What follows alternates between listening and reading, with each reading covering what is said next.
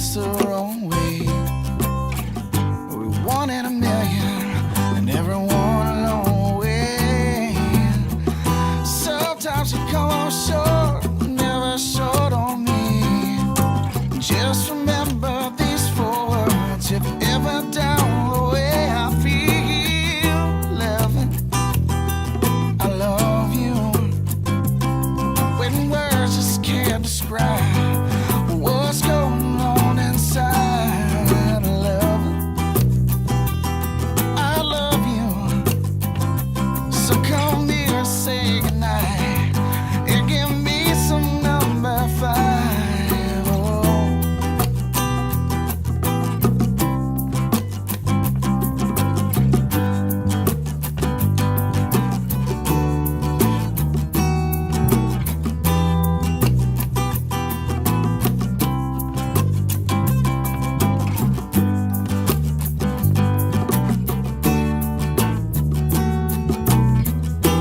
One is for fun, 2 is for cool, 3 and 4 is for so much more than anyone can do.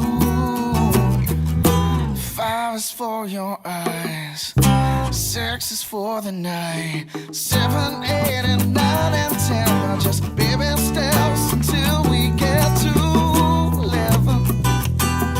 I love you. When words just can't describe what is going on inside. 11, I love you. Oh, come here and say goodnight and give me some number 5. 11, I love you. Yes, I do. And words just can't describe what is going on inside me. 11, oh, I love you. So come here and say goodnight and give me some number 5.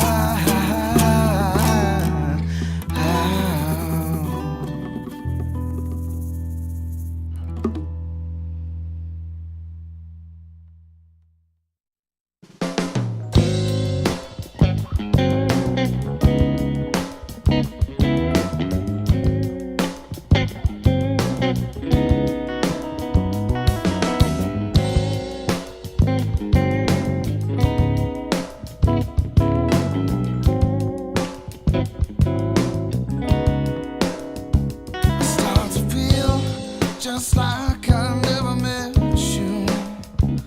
Though I've known you for 2,000 days or so. Asking questions like 2 strangers in a nightclub that we never thought we'd ever ask before. You pressed your lips against my lips.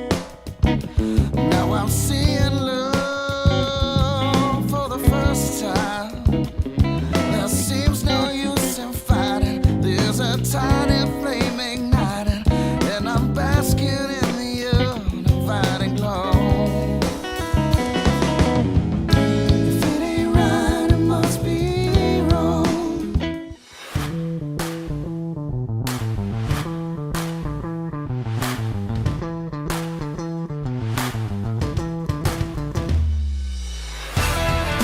You're listening to the Jams and Coffee Morning Show with your host, Brad Brock.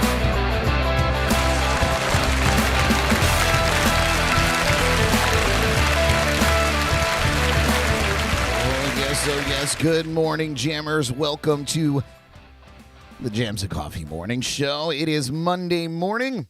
Another week, another chance to start again here on the Treasure Coast and beyond. I am your host, Brad Bronk, and I'm happy to be here, starting another week with all of you. I appreciate you tuning in on YouTube or tuning in on Facebook or JNC Radio via the Live365 app. Wherever you're tuning in, please smash a subscribe button, click a like button, follow and share. That would be awesome. Oh, Monday morning. Rough start. Rough starts every Monday, I think. Is there anybody out there that has that never has the case of the Mondays? Is there anybody that like looks forward to Monday? Because I'll tell you, Monday for me used to be the best day because it was my day off. Mondays, back when I had days off, Monday was usually it. It would be my day to, get up and at 11:30 in the morning and stretch and treat myself to a nice lunch, go to the beach, sit at a beach bar. These are all things that I used to do in my past. And now I wake up at the crack of dawn. I come and get to hang out with you guys, and which is great. I'd rather start my day doing this than anything else.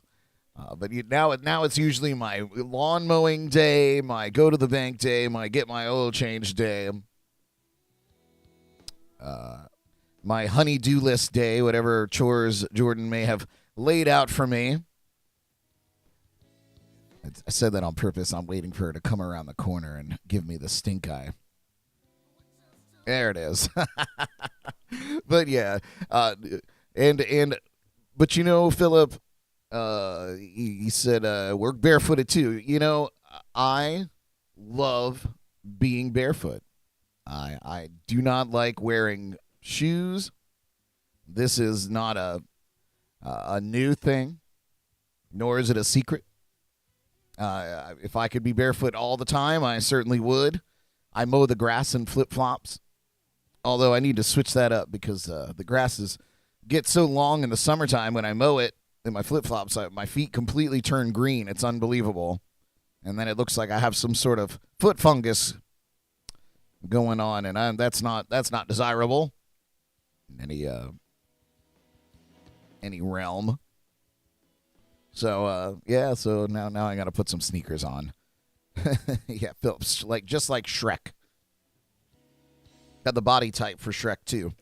But anyway, I hope you guys enjoyed your weekend. I hope everybody has, at least here on the Treasure Coast, gotten back to somewhat of a normal routine since the hurricane. I know they still have quite a bit of work to do over on the West Coast.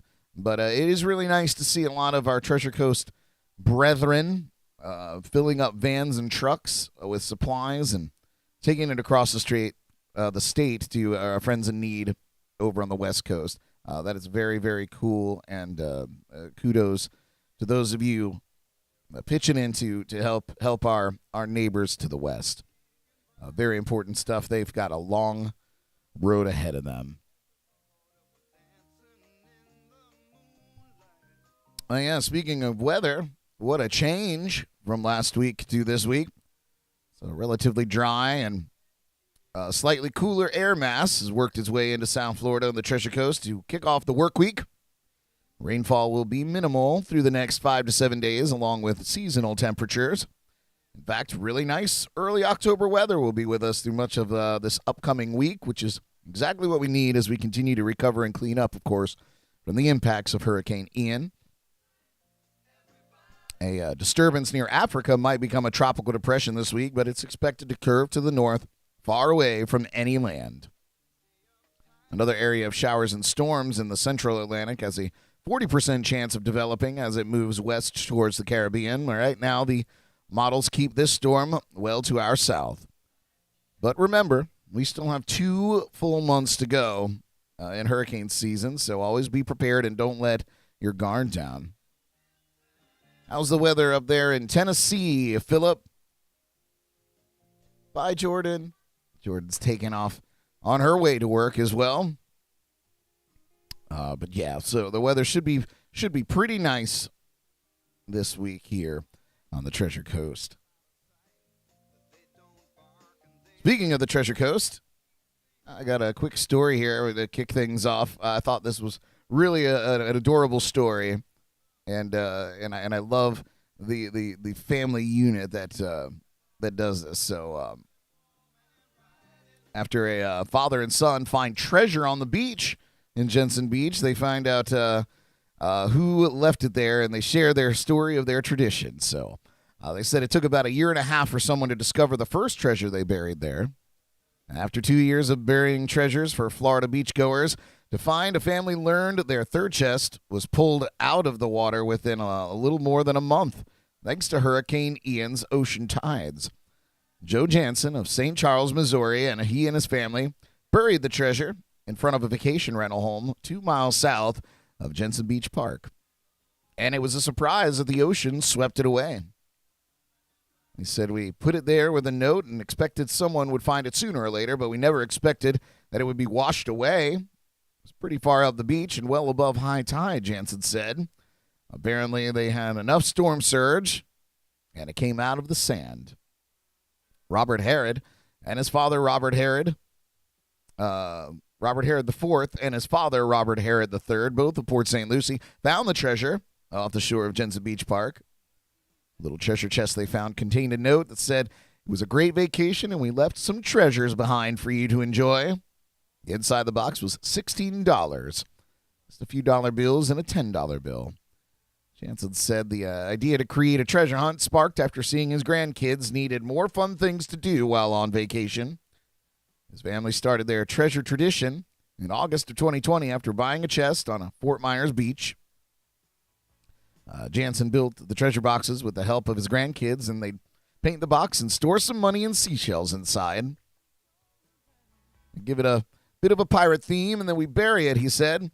And we usually bury it for the grandkids to find for a couple of days, but on the last day, we all get together and take a picture and bury it together. The last burial is one that they leave for a beachgoer to find. Once they leave the area, they leave a piece of red plastic string to mark its spot. Someone wouldn't find the first chest with some toys in it that they buried for a year and a half. It's a pretty long time for something to be in the ground. Jansen and his family continued their treasure escapades as the family started vacationing in Stewart back in 2021. They buried a chest in 2021 with $10 in it. On their next trip to the Treasure Coast just this year, the family dodged the hurricane weather by just a month and enjoyed the area while they were here. They said the weather was great when we were there. We had a couple of rain showers in the morning, I think, on the first 2 days, and then it was the whole rest of the time we were there. Or nice, fine, the rest of the time they were here. The people who found the first 2 treasure chests buried them again for someone else to find, Jansen said, passing on the tradition. So the first 2 were reburied for sure, and I don't know about the third one. They were at the beach just prior to the hurricane. I don't know if they got a chance to bury it, but that's what's neat when they do that, sort of carrying it on and passing it forward. So I thought that was a really cute story. I have a buried treasure story of my own. But right after we give you Philip's Tennessee weather report, so the lows this morning in the mid-50s and clear skies. Oh, the mid-50s. What a wonderful day. So the highest today will be in the upper 70 and the low to the low 80s, and no chance of rain all week as of now. He said that's going to be cooling later this week with a dry, cold front coming through the area to cool them down in the into the upper 30s. Gosh, the seasons change so quick. It's unbelievable. And the highs in the low 70s, that's for Tennessee. Sounds nice. Sounds like I'm due for a visit. Put a jacket on. So my buried treasure story. So as many of you know, I worked on cruise ships for many years and got to meet some wonderful people. I just wanted to say hey to Jason tuning in over on Facebook. What's up, my man?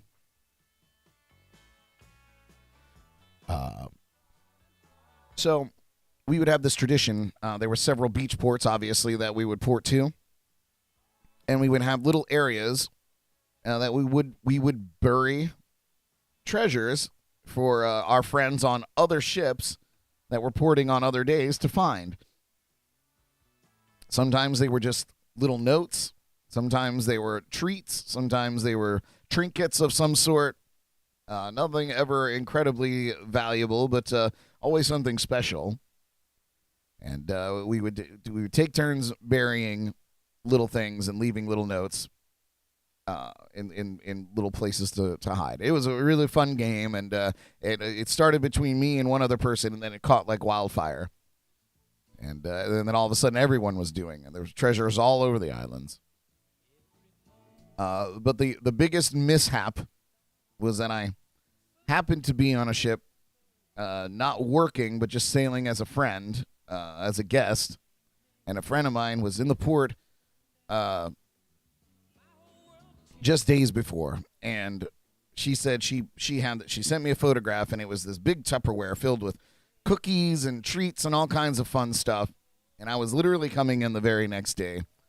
And so she was like, I'm going to bury this in the sand, and I'm going to send you a map that you'll have to follow. Well, the port day came and went, and I never received a map. And the day after she had sent it to me, she was, back in the day there, the communications were not quite as good as they used to be. The internet was spotty at best. So she wasn't able to get a message to me. So she sent me the map and said, good luck finding this yesterday. And so I managed to make my way back to that island about 6 months later and attempted to go find my buried treasure. But the landscape had completely changed. They'd done an entire renovation of the beach at this particular resort. And because before, it was just, unaltered beach. It was just, but they had clearly done some work and made, so I get out there and there's like beach chairs and, you name it. So clearly they had probably found and hopefully either enjoyed or disposed of the perishable goods within that box. But I never did find my buried treasure, and that was it was a sad day, but also hilarious. Let me know if you've got any buried treasure stories. I'd love to hear them. You can, of course, text in the chats and comments. I'll see them there. Or you can give me a call. We can talk about it on the air. Of course, the number is 772-888-1596. Just follow the prompts, and it'll get you on the air with me. What else is going on out there in the world?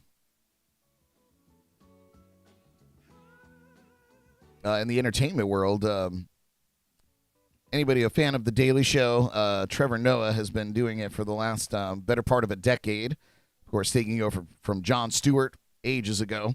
I don't know how I feel about Trevor Noah. To me, he's a little annoying, but he's also incredibly intelligent.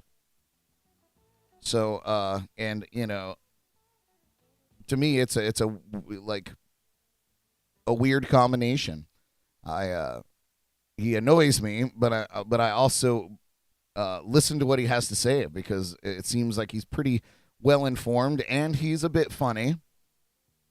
Yeah, he can be at times. But he's exiting the late night Daily Show program. And so here's a little article about that. Of course, his exit, of course, signals a change of view for the late night throne. Many comedians strive to reach that apex in their career. But Johnny Carson, his 30-plus year reign as late night TV's king, hosting, of course, The Tonight Show, exerted enormous influence over the hosts who followed him, who behaved as if reaching that throne was the pinnacle of show business success, and battling over it accordingly. Trevor Noah's decision to walk away from The Daily Show, following James Corden announcing his plans to leave CBS's Late Late Show next year, indicates that for a newer generation of comedians, reaching the late-night perch is no longer necessarily considered a life sentence. The direct heirs to Carson, of course, was David Letterman and Jay Leno. They clearly saw that The Tonight Show as the most coveted prize in television comedy. The third member of the trio, who ascended as part of the late-night shift after Carson bid everyone a heartfelt goodnight back in 1992. Conan O'Brien exhibited the same workhorse mentality, hanging around, albeit in different venues, like his idol Letterman, for more than 3 decades. Those who took the baton those who took the baton pass from that trio spiritually, if not literally, seemingly remain equally committed to their seats, with Jimmy Kimmel recently extending his ABC contract through a 23rd season. Stephen Colbert and Jimmy Fallon ensconced at CBS and NBC, respectively. Yet that reflects a mindset rooted in an earlier era of television, where people were perceived to be creatures of habit, going to bed watching Carson year after year, regardless of who the guests were or how many weeks of vacation he took toward the end of his run. In that sense, Saturday Night Live, while somewhat a different animal, represents a symbol of the inertia that ruled television when it made its debut during Gerald Ford's administration, plugging new faces into the machinery but rolling onward as the show prepares now to launch its 48th season. Still having taken the reins from Jon Stewart 7 years ago, Noah made it clear he still has comedic hills to climb that don't include sitting behind a desk. He said, "After 7 years, I feel like it's time. I realize there's another part of my life I want to carry on exploring." On the plus side, more turnover in late night will create opportunities for fresh voices and diverse talent at a time where there has been some entrenchment, or retrenchment rather, in late night series after everyone seemed to be piling into the boat. Notably, the recent generation of late-night talent is dominated by those who got their starts working on Stewart's vision of The Daily Show, including Colbert, perennial Emmy winner John Oliver, Noah, and Samantha Bee. After a time in the wilderness, Stewart has settled on his vision of a second act, one that has included plenty of activism for causes he believes in, highlighted by his advocacy on behalf of veterans, as well as a show for Apple TV+. Letterman and Leno, too, haven't emulated Carson's choice to truly retire when he left tonight. Where Noah and Corden go from here remains to be seen. Compared to the era of late night that Carson defined, though, we moved into a different game of Thrones. Dun, dun, dun. Well, there you go. Trevor Noah leaving The Daily Show. Like I said, I don't know. I could take him or leave him. He seems incredibly charming, but at the same time, I don't seek out his programming. I did hear through the grapevine that he and Dua Lipa are now an item, gallivanting around town, holding hands, doing the thing. So good for them. We love Dua Lipa. Jordan claims that she's over her, but I don't think so. Dua Lipa is my biggest competition, I think, in Jordan and I's relationship.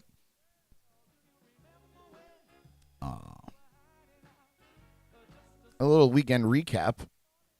For me, anyway, I played a rare show at the Sneaky Tiki on Friday night, and it was wonderful. Of course, Sneaky Tiki is a home base for me, so any chance to get to play there when it's not a Sunday afternoon is always fun. So I got to fill in for the great Mike LeBon, who was out celebrating his birthday on Friday night. Happy birthday, Mike! It was a great show, very cool crowd. And everybody was into it. It was lovely. I had a wonderful time. And then Saturday, I had an unexpected double, 2 shows in one day. Of course, I was scheduled to be at Hop Life's Oktoberfest 5-year anniversary celebration, and I went, and it was wonderful, and an amazing crowd there as well. Plenty of lederhosen around. And, of course, plenty of great beers to partake in. And it was a great show. Wonderful crowd there and audience for that. And then I had an unexpected show at the Vine and Barley that night, filling in for a cancellation or something that went unbooked. So I got to go to another place that I consider home base. and perform a show there. And although I was pretty exhausted because I have a tendency of leaving it all on the floor when I do shows, I had a nice little crowd that arrived and was engaging, and it got me back into performance mode. And I had a wonderful show there as well.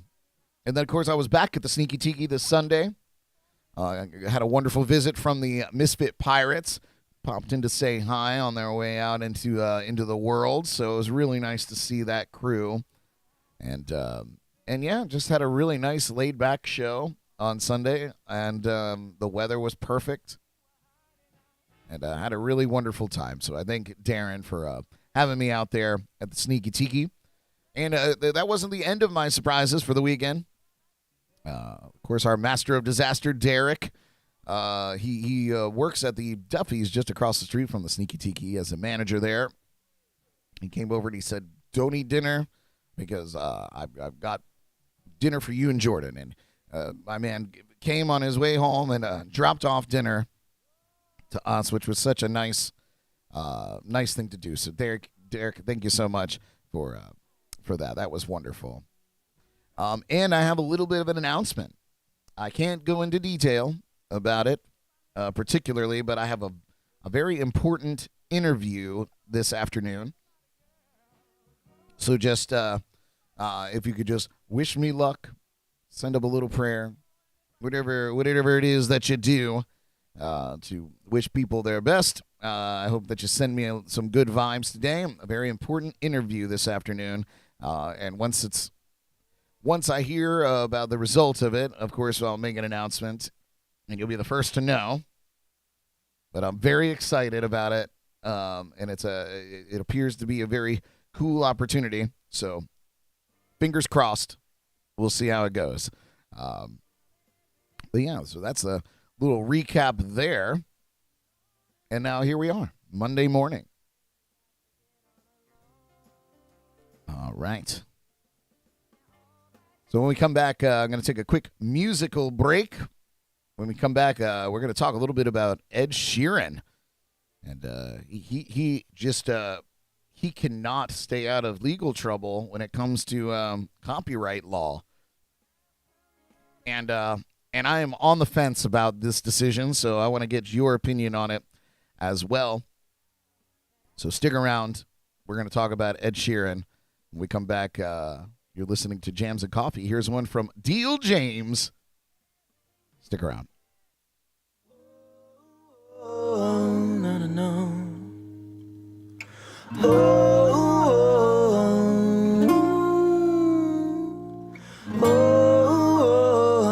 no, no, no, no, no, no, no.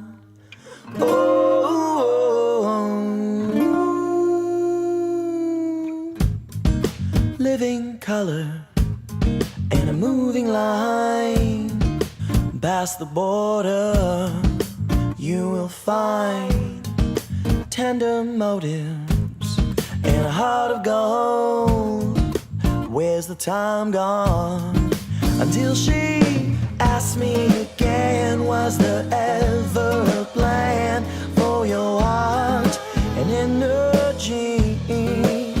There's a cause and effect for the ones we infect with our love and our dreams.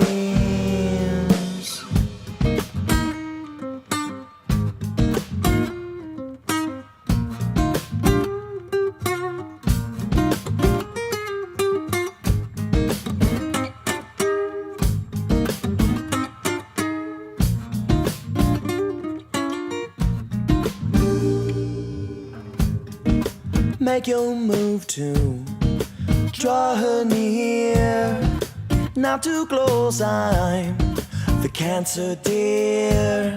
I'm waiting for the sky to fall before I commit. And then she asked me again, was there ever a plan for your heart and energy? There's a cause and effect for the ones we infect with our love and our dreams.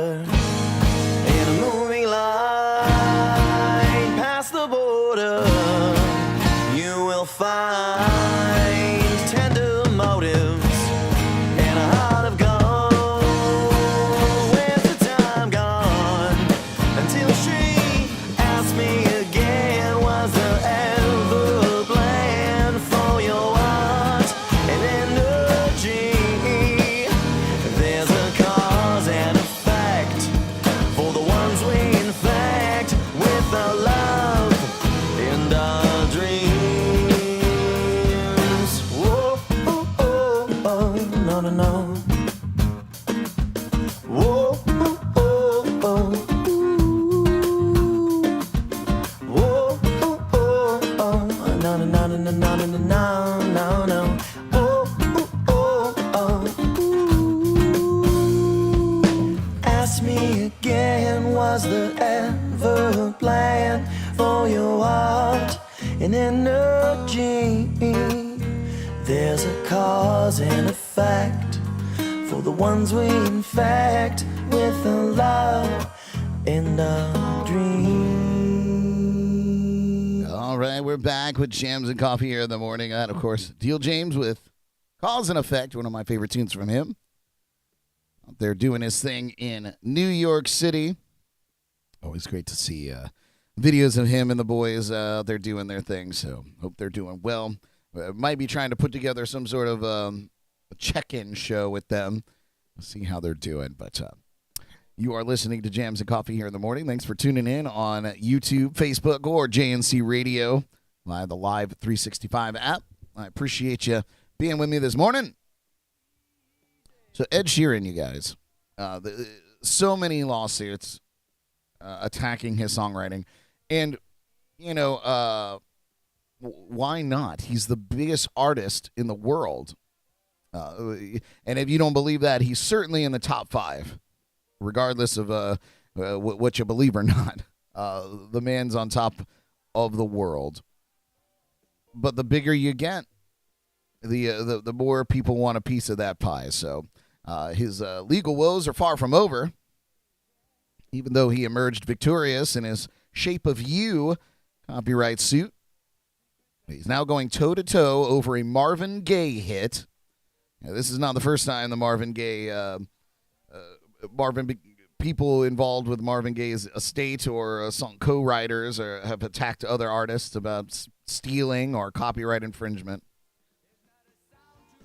Billboard reports that a federal judge has ordered the Grammy Award winner to stand trial in the copyright lawsuit, alleging he stole elements from Marvin Gaye's Let's Get It On to make his 2014 hit Thinking Out Loud. The lawsuit was brought on by Structured Asset Sales, who owns a third of Ed Townsend's copyrights. Ed Townsend, of course, co-wrote Let's Get It On with Marvin Gaye.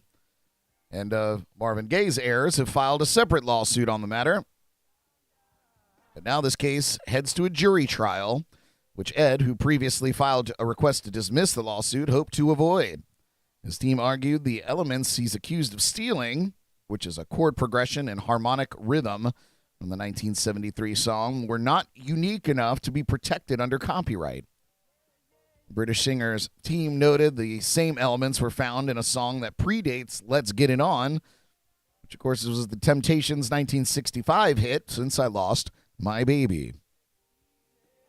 But Judge Lewis Stratton sided against Ed and ruled nothing would preclude the artist from relaying his arguments to a jury.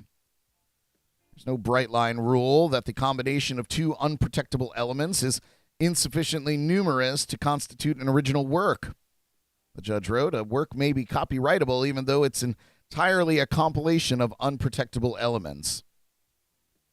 Judge Stanton also ruled that should Ed be found guilty of copyright infringement, the profits he made from concerts when he performed Thinking Out Loud will be included and awarded damages. No date has been set for the upcoming case, but it's expected to take place in a Manhattan federal courthouse. Now, what I'd like to pose to you, the argument that I have to pose to you is, when does it end? And if people continue going down this path, what are we going to be left with? Because there's no infinite combination of chords, and there's no infinite combination of popular rhythms. These things are finite until you start breaking the mold and getting into computer-generated music. What do you tell the computer? Cycle through every song ever written and then create something completely original that doesn't match any of that. What we end up with is what people are now calling, music is dead or music is crap.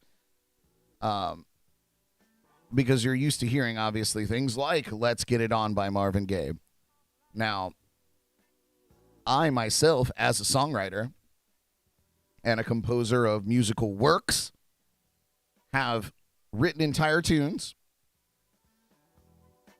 and gotten to the end of it, written and recorded, by the way, and gotten to the end of it and listened back and was like, wow, that sounds a lot like insert song A here, popular song A. Was not stealing intentionally elements of this tune, was not trying to copy or being sneaky, was just had a song in my heart, wrote it, recorded it, realized afterwards that it sounded very much like a popular song that existed already. And that may be understandable, but you have people coming out of the woodwork suing artists that are bigger than them, whose songs were never popular, for copyright infringement just because they quickly recorded their songs and put it out first or years before. So when creativity and influence is convoluted with legality, where does it end? Where's the line? How do you go and write a song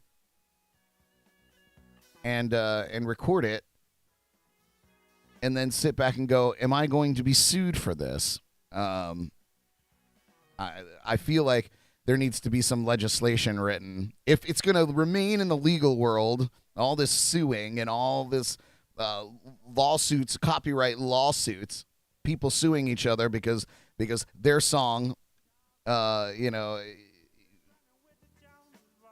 A, was never popular or was so popular years past that they're doing a big money grab. And I get it. Music is a business. It always has been. But at the same time, it's also art. So where does it end? And what's the solution? Is really, you hear people talk all the time and on radio programs and television and whatnot. Always laying out the problems, always laying out what they think is wrong, but rarely giving solutions. So I'm in the business, and I have the interest of finding a solution to this legally. So if there's any legal people out there that have a grip on this whole thing, there's got to be some sort of streamlined way for somebody to say, hey man, I think you stole some of my song, and there's a way to litigate that outside of the courtroom. But apparently that's what's been going on. They've been trying to figure it out. But it's going to take me many, many hours of pondering on this to probably sift through a solution. But right now, I'm dumbfounded because I know both of these songs, and while I understand that there is a similar movement of chords, the entire feel of the track is not similar. The content of the track is not similar. Listening to them both together, I could see the similarities, but I wouldn't say that's a clear rip. But maybe I'm wrong. Maybe Ed Sheeran is just a huge thief and just steals all of his ideas from someone else. Is what it seems like in these news stories about him being in the legal situation. But let me know what you think. If you have any thoughts about Ed Sheeran's legal problems, copyright problems, I'd like to hear about it. If you know both of these songs and you think, yeah, Ed Sheeran totally ripped that, I want to hear that side of the story because I don't buy it. And what's even more annoying is that the lawsuit's not even being brought by Ed Townsend or his estate. It's being brought on by a company that owns his rights. That pisses me off even more. Jeez. I guess my whole point in this rant is that if you start telling people you can't write a song based on your influences, music that you grew up with, yada, yada, yada, or style, what we're going to wind up with is just trash and computer-generated garbage. And that's what we're going to have to live with for music, And if you want that, then good for you. Sue away. If you don't want that, we need to find a solution to this, because the truth is, music has been recycled over and over and over and over again since it began. So if people are allowed to sue successfully on all of these nitpicks, like chord progressions, there's going to be a massive problem in music. Because, let's get it on. While the song is iconic, the chord progression, as stated in this story, has been done before and has been done again and will be done again. How many times can this guy sue? How many artists does he get to sue for people using this chord progression? I don't know. That's just my 2 cents. Not worth much these days. But much to ponder. I will be following that story. We've been following it. We've had podcasts on it. We've talked about it. We've talked about that case and all of Ed's other cases. It's interesting. And, of course, I say all this without being sued myself or feeling like someone's stolen from me. So the personal effect, I have no idea. I guess we'll find out. God willing, somebody wants to steal my music and or wants to sue me for generating a gigantic hit that's allegedly based off of their work. I would love to be in those shoes to see what's going on and have that personal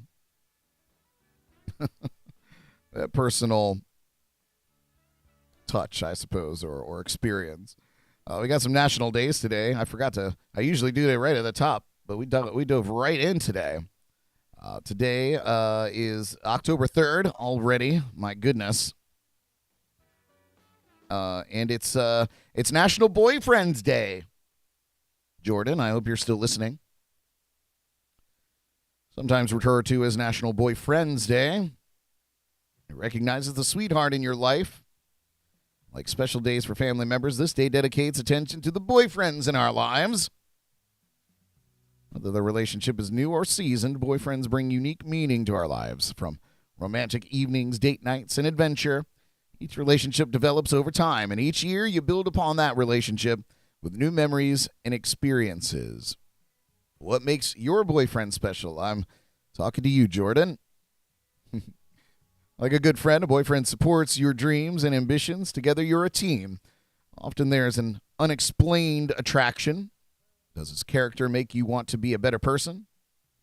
We describe our boyfriends with words like energetic, creative, loving, and kind. Perhaps your boyfriend is a bad boy or a handsome geek. No matter what type your boyfriend is, celebrate him all day long. Right, Jordan? Celebrate your boyfriend all day long. Speaking of geeks, it's National Techies Day. It encourages students to consider a career in technology. With so many opportunities in the growing technology field, students seeking a career in technology will find promising choices anywhere they look.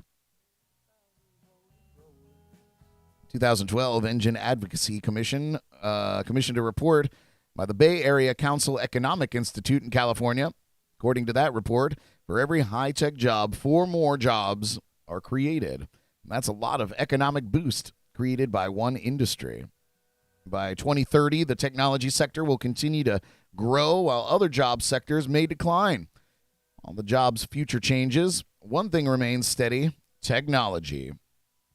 Healthcare technologies will continue to grow by nearly 48%. While research ramps up, surgeons and medicine take advanced technologies to a whole new level. And with it, they need software specialists trained, maintain the equipment, and train the medical personnel. So You techies out there, this is your day.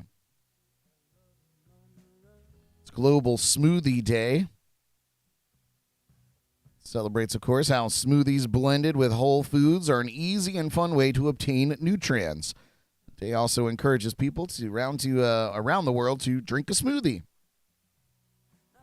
Those dietary guidelines recommend eating lots of fruits and vegetables each day.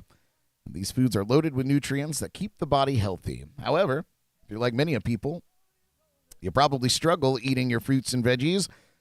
But one fun way to eat to get the nutrients these foods provide is to make a smoothie. It doesn't take a lot of digging on the internet to find some amazingly healthy smoothie recipes. So get out there and smoothie it up today. And it's World Temperance Day. It encourages people to give up alcohol. It's also a day to learn about the history of temperance movements around the world. Fermented beverages and alcoholic drinks date back thousands of years. The ancient Egyptians and Chinese were some of the first to consume alcohol. In 2700 BC, the Babylonians were known to worship a wine goddess. An alcoholic drink called mead was very popular in Greece. The Bible also mentions the drinking of wine. In fact, turning water into wine was the second recorded miracle performed by Jesus. As you can see, alcohol has been a part of society and culture for thousands of years. However, not everyone has looked at alcohol in a positive way. Greek literature is full of warnings about excessive alcohol consumption. During the 19th century, the temperance movement helped to promote the moderate use of alcohol, and some people wanted to ban it altogether. It was a good try. Those in the temperance movements believed alcohol to be responsible for many of society's ills. And this era was also known, of course, as prohibition. But as that went, that was repealed. I personally believed that a lot of the world's problems could be settled over a drink. Maybe not many drinks. That might lead to more problems, which is, kind of the point of this national day or international day. Have a drink and squash your problems. But if you have too many drinks, your problems may squash you. So temperance is important. Just be smart out there.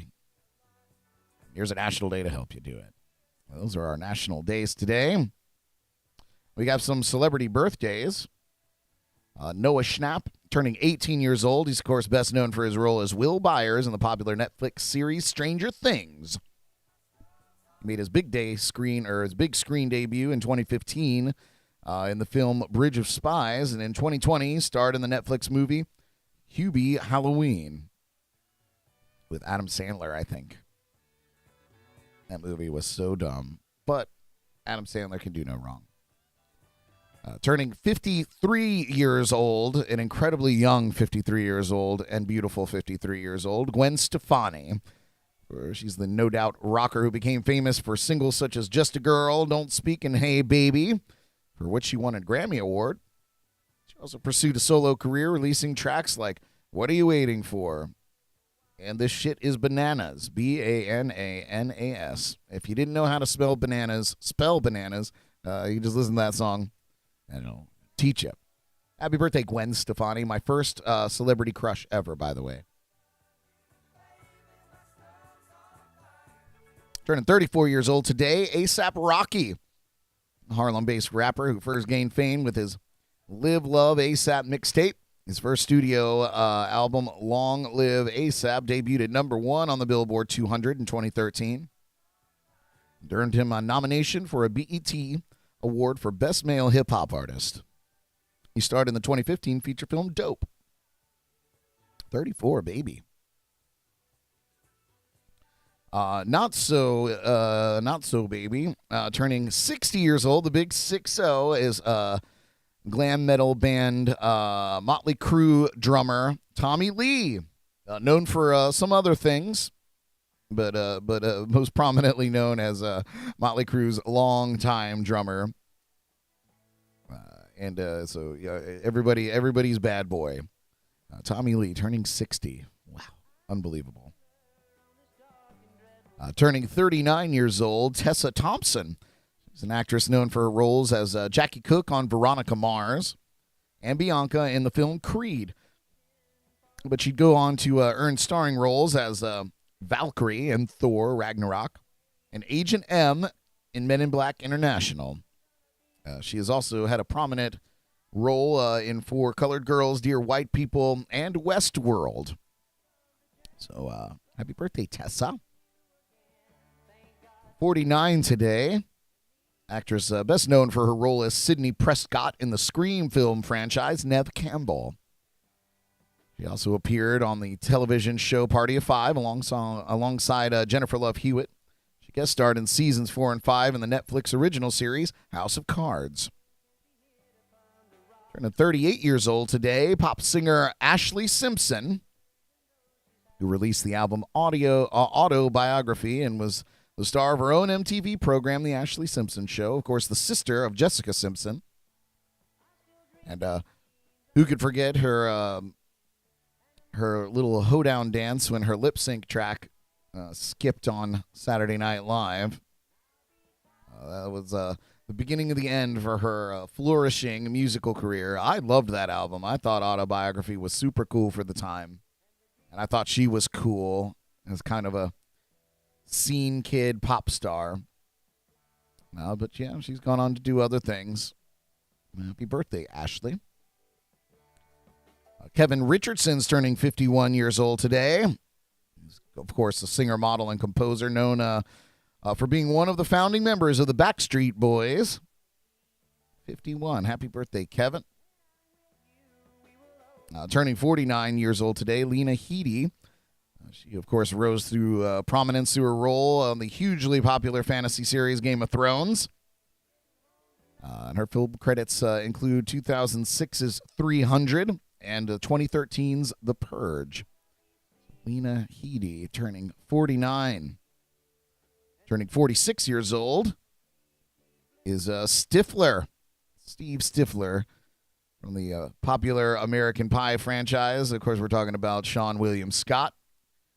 He also played leading roles in the comedy films Road Trip, The Dukes of Hazzard, and Dude, Where's My Car?, one of Jordan's favorite films. Happy birthday, Sean.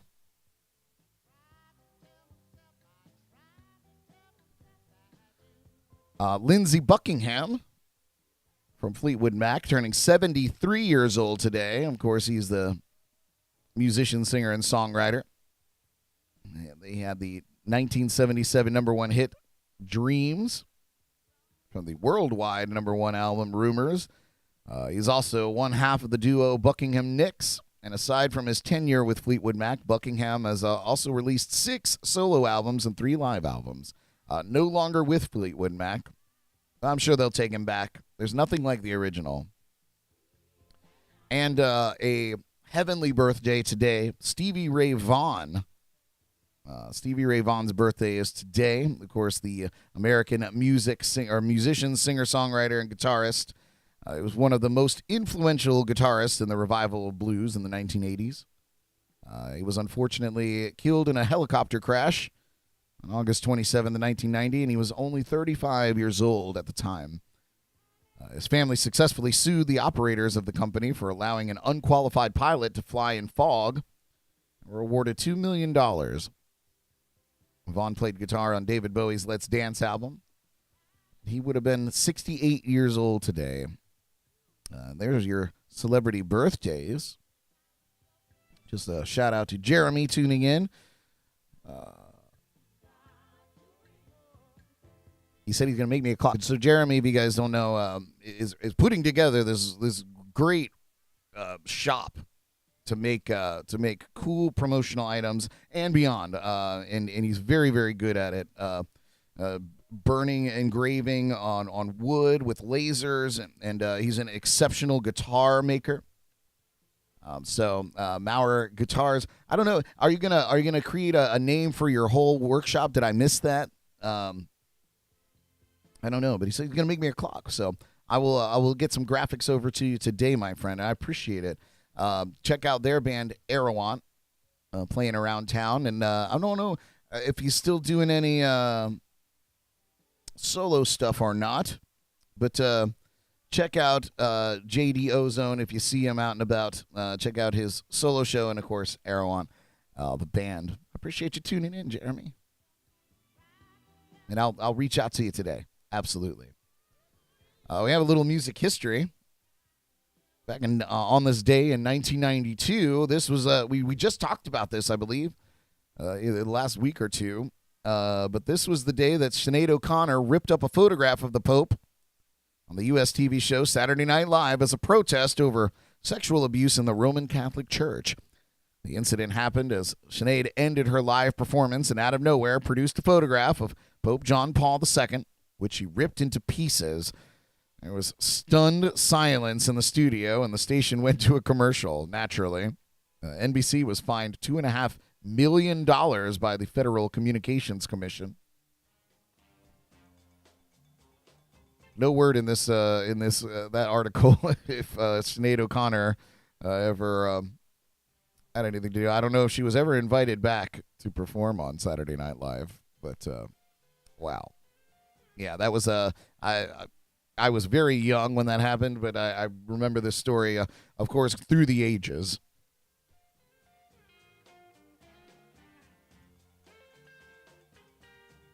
Oh, boy.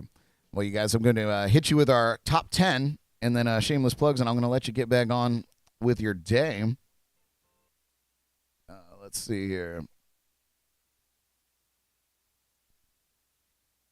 All right, what do we got in our top 10 today? So, crime is a serious problem that's plagued society throughout history. Crime can destroy the lives of individuals, families, and communities. And criminal behavior often even harms the lives of the criminals themselves. And this is especially true when the criminals are especially bad at the crimes they commit.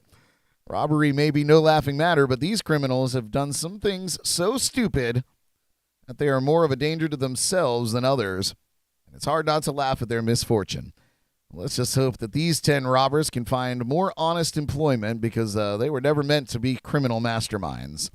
Remember that all suspects, of course, are considered innocent until proven guilty in a court of law, regardless of how incompetent they are. This is the JNC Top 10.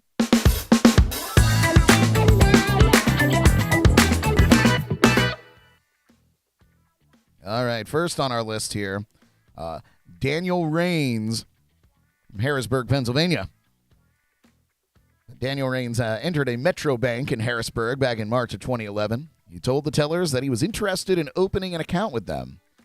Helpful employees got Raines started on the process of opening an account immediately, taking 2 forms of identification for their records. After he had given the bank his ID, Raines informed the teller of his ulterior motive, to rob the bank. After taking a small amount of cash from the surprised teller, Raines fled the bank and drove off in a car parked nearby. He ran into another vehicle a few blocks away, but kept going. Well, it didn't take long to find Raines and recover the money because he, in fact, gave the bank 2 forms of identification. And I think it all goes downhill from there, folks. Next on the list here, Casey Casey earned the nickname Duct Taped Bandit in August of 2007. His face wrapped up in duct tape and a T-shirt pulled over the back of his head, Casey attempted to rob a liquor store. The bemused store owner chased Casey out of the store with a club. He was tackled and held until the police arrived to arrest him. The sweat from the struggle caused his makeshift mask to fall away, revealing the would-be thief. Stranger still, Casey continued to deny any involvement in the crime and insisted the police had the wrong man, despite being caught red-handed. After his proclamation of innocence was mocked for its dubious nature, he pleaded guilty and the duct tape bandit went to prison. Idiot. Number 8 on our list today. An unidentified armed man entered a Kentucky hotel in October of 2019 with his face covered. He pointed a gun at the clerk and demanded all the money she had. The clerk retrieved several stacks of bills, spread them on the counter, and handed the crook a plastic bag in which to carry the loot. As the thief went to stuff the money into the bag, he figured he needed to use 2 hands and set his pistol down on the counter. A quick-thinking clerk grabbed the absent-minded robber's gun before he realized his mistake. Tried to jump over the counter and take it back. But when the clerk pointed it at him, he beat a hasty retreat instead. Suspect named Corey Phillips was later arrested on suspicion of attempted robbery for this blunder. Yikes. Stupid. Next on our list, calling ahead to a business to let them prepare for your order can be a smart and time-saving tip. That's not so smart if your business is illegal. Well, that's what Albert Bailey discovered when he called a bank in Connecticut and told the teller to get the money ready because he was on his way to rob them. The teller called 911. Naturally, the bank went on lockdown, but not before an underage accomplice of Bailey had come into the bank with a hold-up note threatening a bloodbath. The note requested a dye pack to be left out of the bag, but one had been put in anyway. And it exploded when the duo threw the bag on the ground, as both Bailey and the accomplice were arrested after leaving the scene. Idiots.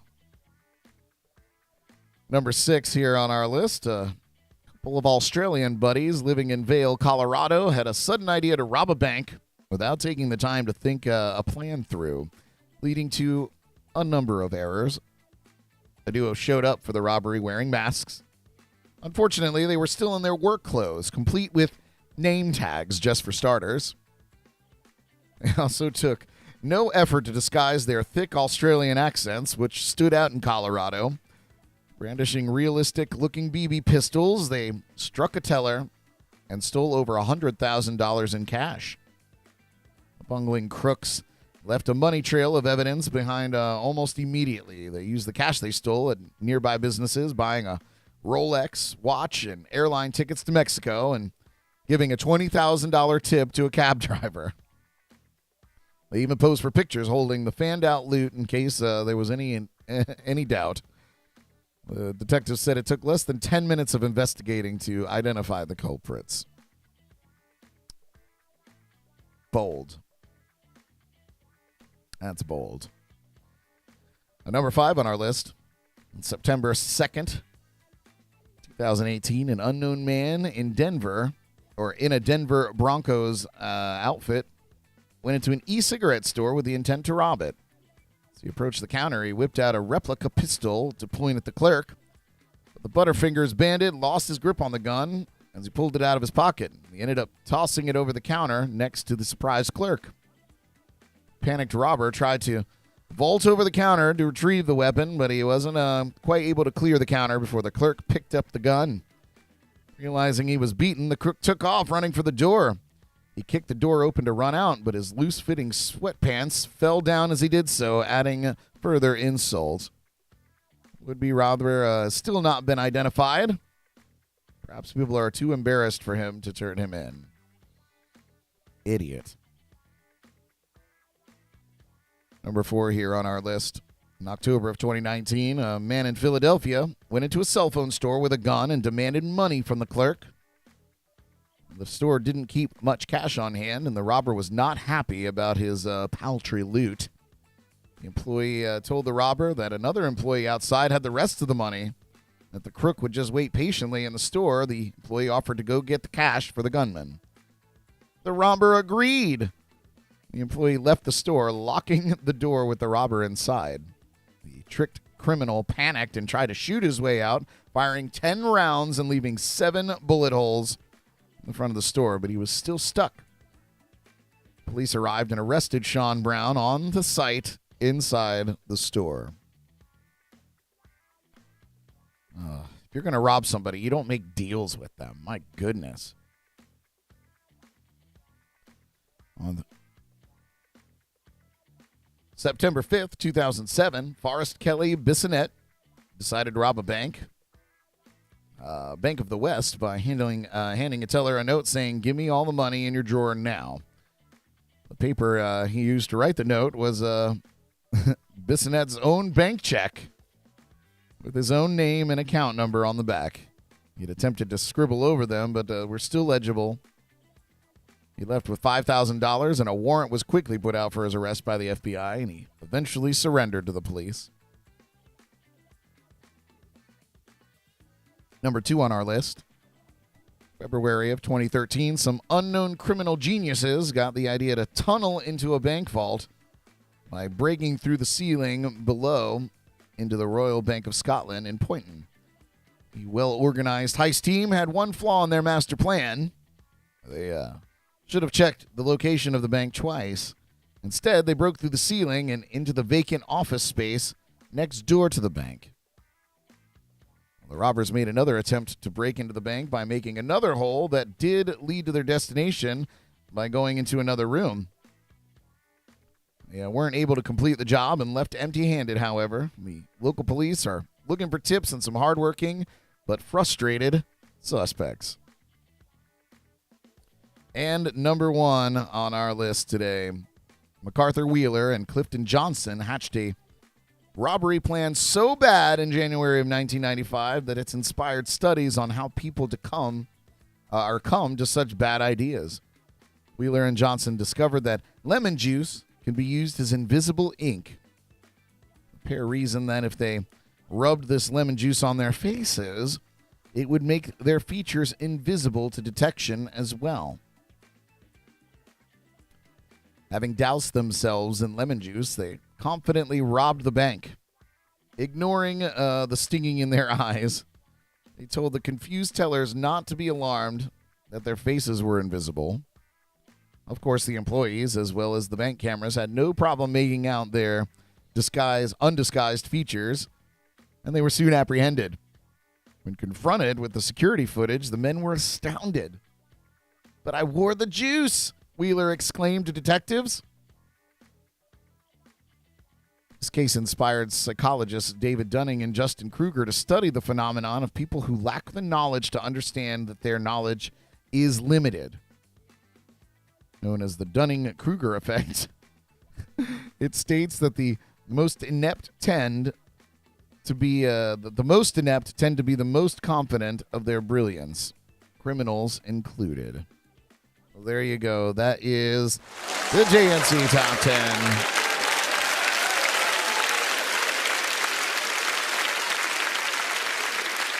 And with that, friends, I got some shameless plugs for you, and then I'm going to get you on your way. God, stupid criminals. I'd rather struggle and do it the right way than ever be on a list like that, find myself on a list like that. My God. Listen, this week on the Jams and Cocktails podcast, on Wednesday night, 8 p.m., we have Ricky B from the band The Shake. It's going to be a great show. He's an incredible solo performer in his own right. He has this incredible looping rig, and he's very, very good, and his mashups are awesome. So very excited to have Ricky on the show. We had to postpone it because he had just come off of a tour and was tired, and I was sick at the time. But now we're good. They're still off of tour, but he's had a couple of days to recover. So we're looking forward to that show this Wednesday night. It's going to be a good one. Don't miss it. I want to give a shout out to my friends at the Bug Juice. They make an incredible line of insect repellents, all natural insect repellents. I wish I had some to show you, but the Bug Juice, they're local here on the Treasure Coast, but their stuff is growing like wildfire. It's everywhere in the area, and it's amazing. I don't just say that because they're my friends, but the stuff actually works. And they have a whole line of skincare products available at their site, thebugjuice.com. Check them out, support local, and support a product that actually works. Stop spraying yourself with DEET. It's just not good for you. This stuff is great. I actually asked, I was like, if I sprayed it in my mouth to show that it's all natural, am I going to die? And Jess laughed. She said, "You're not going to die. You might poop a lot because of some of the ingredients in there. You might not agree with your stomach, but it certainly is not poisonous." So I thought that was funny. Just to reassure you, I did not do that. But in case it ever had to come up, I could. Check out the Drums and Rums podcast. Paul's been incredibly busy. He gets very busy during hurricane season. without going into further detail on that. But check out all of his past stuff and keep an eye out for any new content that he may be putting out here as hurricane season winds down. Actually, I feel like it's ramping up, but as hurricane season runs down or winds down, look out for stuff from Paul and in the Drums and Rums Empire. You can find out all that stuff. You can find a link to Paul's stuff and all of the offerings that JNC has to offer at jncpodcast.com. You can watch this show. You can listen to JNC Radio. We got news there, all kinds of fun stuff. You can sign up for our mailing list. All there at jncpodcast.com. Check it out. Shout out to our friends and partners at Code Rum, which is right there. There you are. Code Rum. Our friends at Hop Life Brewing, which I was just out this weekend. And I have to tell you, I had the Oktoberfest at Hop Life on Saturday. And the very first beer that they brought me, it was the coldest beer I've had in a long time. And there's nothing more, it's very easy to make cold bottled beer. You put it in ice and it's good to go. But to get draft beer to be just that perfect temperature where you had a sip and you're just like, oh my God, that's just the best beer ever. That's what I got. And it wasn't just the first beer. Every beer that I had at Hop Life was the coldest, most delicious beer on the planet. And so, God, yeah, Philip said cold equals good when it comes to beer. So cold, so delicious. I finally figured out I'd get my kegerator to stay at a normal temperature without freezing the keg, for God's sake. So now my beers here are pretty cold. So now I'm comparing my home beers to anywhere I go. And God, yeah, that beer was ice cold from the tap at Hop Life. So if you're in the area, man, go check out Hop Life. Support them. They support me and every crazy thing that we get involved in. So love them very, very much at Hop Life. And equally, the Sneaky Tiki in downtown Stewart. Love them as well. Always take very, very good care of me. Great people there. And always great friends rolling through that spot. So please go and support those who support us and support local whenever you can. Once again, wish me luck on my big interview this afternoon. I will, after it's all done, I will certainly make any announcements that are necessary. But very excited about this opportunity, and could be some big things going on. So wish me luck today, and I'll let you guys know how it goes in the coming days. But that I think does it for me this morning. I hope you guys enjoy your Monday. Hope you've had enough coffee to get you through the day. And appreciate you tuning in. I'll catch you right back here tomorrow morning, 8 a.m. Jams and Coffee. I love you. Cheers. Tune in again tomorrow morning for the latest local buzz, national headlines, music news, and more on JNC in the Morning, right here on Facebook and YouTube.